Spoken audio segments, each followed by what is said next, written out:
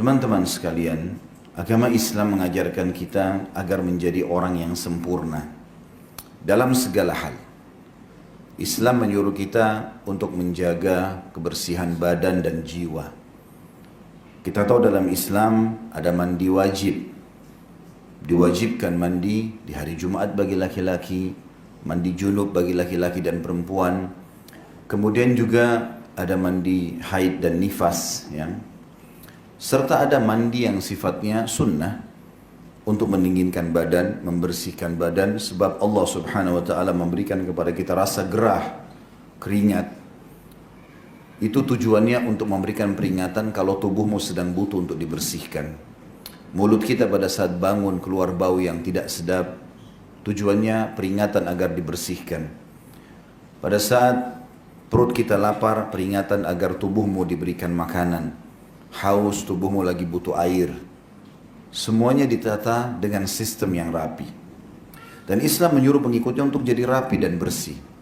Kalau kita bicara masalah fisik saja, banyak sekali riwayat yang menjelaskan tentang kebersihan ini.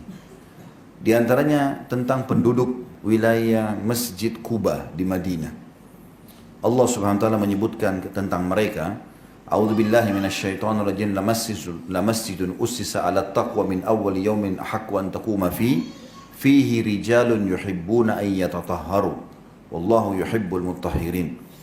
Yang artinya masjid yang pertama dibangun di atas asas ketakwaan karena betul-betul ingin mencari pahala, yaitu Masjid Quba. Nabi SAW begitu tiba di Madinah hijrah, pertama beliau lakukan membangun masjid. Itu lebih pantas kamu sholat di situ, hai Muhammad, ya. Dan di sekitarnya ada laki-laki yang suka bersuci, dan Allah suka dengan orang-orang yang bersuci. Apa maknanya tafsir ayat ini? Kata ulama, di sekitar Masjid Quba, mereka kalau bersuci menggabungkan antara istinja sama istijmar. Istinja itu istilah dalam buku fikih kita, kalau membersihkan diri dengan air. Kalau air tidak ada, kita menggunakan batu, namanya istijmar. Nah, dalam Islam kita pilihan. Kalau ada air ya sudah cukup. Kalau tidak ada air baru pakai batu. Tapi penduduk sekitar Kuba menggabungkan keduanya. Mereka sudah cebok dengan air, mereka pakai batu lagi. Dan Allah puji, Allah mengatakan fihi rijalun yuhibbuna an yatatahharu. Di sekitar Kuba itu ada orang-orang yang suka bersuci, suka sekali bersih. Dan Allah menyukai orang-orang yang bersih. Kita tahu juga banyak riwayat, di antaranya Nabi alaihi salatu wassalam, beliau itu pernah satu kali oleh Ka'ab bin Malik radhiyallahu digambarkan. Jadi Ka'ab bin Malik ini kebetulan lagi ada di depan rumah baginda Nabi SAW dan bulan lagi terang, bulan purnama. Kalau kita biasa, kalau teman-teman sudah biasa puasa pertengahan bulan, Ayyamul Bid, puasa 3 hari setiap bulan, tanggal 13, 14, 15, biasanya bulannya terang. Ya, bulan purnama, kalau di Indonesia dikatakan bulan purnama, ya. Nah, di bulan ini, tepat pas bulan purnama, Ka'ab bin Malik lagi melihat bulan itu. Indah sekali menurut dia. Dia bilang, saya melihat ke bulan sangat indah. Padahal bulan cuma bulat ada cahaya, tapi Allah buat begitu, sangat indah. Tiba-tiba dia bilang, Rasulullah SAW membuka pintu rumah beliau. Dan beliau selepas mandi, habis mandi, rambutnya disisir dengan rapi ke belakang, menggunakan jubah yang berwarna merah bergaris hitam. Maka aku pun melihat ke arah Rasulullah SAW dan aku lihat bulan itu, aku temukan Rasulullah SAW lebih bagus daripada bulan itu. Karena tampannya, bersihnya. Para sahabat mengatakan kami kalau berada di sekitar Nabi SAW kami temukan bau yang wangi. Sampai terkadang kalau salaman wanginya tertinggal 3 hari. Nabi SAW suka sekali bersiwak. Sampai dikatakan awal yang paling pertama beliau lakukan masuk rumah, bersiwak dulu. Supaya bau mulut interaksi sama orang tidak ada.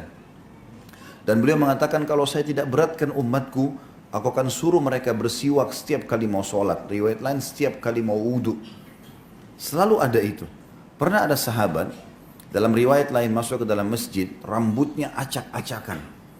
Berantakan. Ya. Jadi tidak rapi. Kata Nabi SAW kepada para sahabat Nabi yang lain, beritahukan orang ini. Supaya dia keluar, sisir rambutnya dulu yang bersih, yang rapi, baru dia masuk ke masjid. Dan beliau mengatakan, man kana lahu sya'ar, fal yukrimhu. Siapa yang Allah karunia rambut, dia harus menghormatinya, merawatnya. Kita tahu juga dalam Islam ada 5 fitrah yang harus dijaga. Kata Nabi SAW, 5 asas fitrah harus dijaga. Berhubungan dengan masalah fisik. Khitan, potong kuku, mencukur bulu ketiak, mencukur bulu kemaluan, ya. Ini dan mencukur kumis bagi laki-laki. Ada anjuran-anjuran berhubungan semua dengan masalah kebersihan, kerapian. Ya, dan ini banyak sekali tergambarkan di dalam kehidupan. Ini sedikit saya kasih gambaran. Begitu juga dengan kita lihat kalau di akhirat.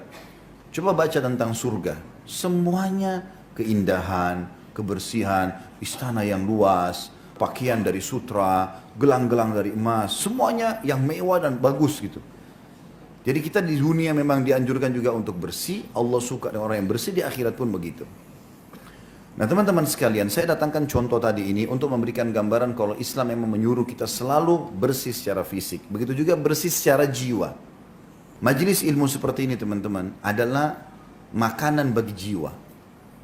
Kalau kita lagi lapar, fisik lagi lapar, kita makan nasi, makan buah-buahan, ya, lagi haus minum air.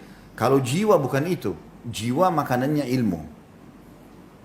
Jadi banyak orang fisiknya kuat, kekar, tapi jiwanya kurus, nggak pernah ada isinya.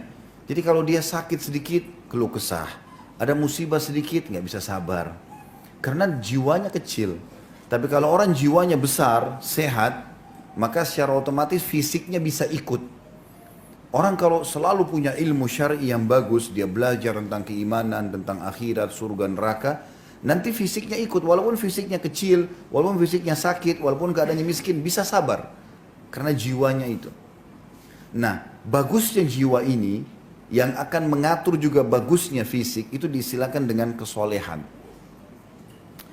Jadi kalau kita memperbaiki jiwa kita, semuanya baik, jujur, amanah, tanggung jawab, tawakal, yakin, banyak hal-hal yang merupakan sifat jiwa itu, maka dia akan memperbaiki fisik kita secara otomatis. Gitu. Nah, baiknya jiwa dan fisik ini itu namanya kesolehan. Sementara lawannya adalah fasik. Fasik berarti orang bobrok, ya, jauh dari kebersihan, jauh dari kerapian, jauh dari baiknya jiwa. Kalau orang jiwanya nggak baik dari dalam, hatinya selalu dengki, iri, hasut, ya. Kemudian penuh dengan was-was, penuh dengan segala macam hal yang bertolak belakang dengan tadi kebaikan jiwa itu. Tidak pernah mau masuk di majelis ilmu, maka fisiknya pun berpengaruh. Nanti akan berpengaruh pada realita fisik itu. Ya. Maka ini namanya kefasikan dan Islam melarang itu. Allah pun membuat secara fitrah kita suka dengan kesolehan itu. Jadi misalnya kalau ada orang senyum, ramah, baik, dermawan, ya baik semua, kita mengatakan oh orang ini baik. Memang Islam menyuruh itu. Dan secara fitrah alami juga kita nggak suka dengan orang yang fasik, orang yang kasar, orang yang suka fitnah. Kita juga nggak suka. Dan semua orang nggak suka itu. Berarti memang dasarnya kesolehan itu bagus. Agama juga anjurkan dan disukai oleh Allah, dijanjikan pahala besar, disukai oleh manusia. Dan juga kefasikan itu Allah benci, Allah berikan ancaman banyak dan manusia juga tidak suka. Allah menggambarkan tentang bedanya antara kesolehan dengan kefasikan ini. Contoh misal dalam surah Shad, surah nomor 38 dalam Al-Quran, ayatnya 28. A'udzu billahi minasyaitonir rajim. Am naj'alul ladzina amanu wa amilus solihati kal mufsidina fil ard am naj'alul muttaqina kal fujjar. Mana mungkin kata Allah, kami akan berikan kedudukan yang sama antara orang yang beriman dan beramal soleh dengan orang yang membuat kerusakan di muka bumi. Dan bagaimana bisa kami jadikan orang yang bertakwa, yang patuh, yang halal dinikmati, yang diperintahkan dikerjakan, yang dilarang dijauhi, dengan fujar, orang-orang yang fajir, orang yang fasik, yang jauh dari agama. Jadi Allah bilang tidak mungkin sama, mustahil. Ya. Kemudian dalam ayat yang lain Allah juga mengingatkan dalam surah Ghafir, surah nomor 40 ayat 58, A'udzu billahi minasyaitonir rajim, wa may yastawil a'ma wal basir walladzina amanu wa amilus solihati walal musi qalilan ma tadhakkarun. Tidak akan pernah sama antara orang buta dan orang melihat. Orang yang melihat kayak kita alhamdulillah, beda dengan orang buta. Orang buta nggak bisa melihat apa-apa. Walaupun sama-sama hidup, tapi berbeda. Kata Allah, demikianlah perbedaan juga antara orang yang beriman dan beramal soleh dengan orang yang pelaku pelanggaran atau fasik. Musi itu sama dengan perbuatan fasik. Tapi sangat sedikit kalian mau memikirkan itu.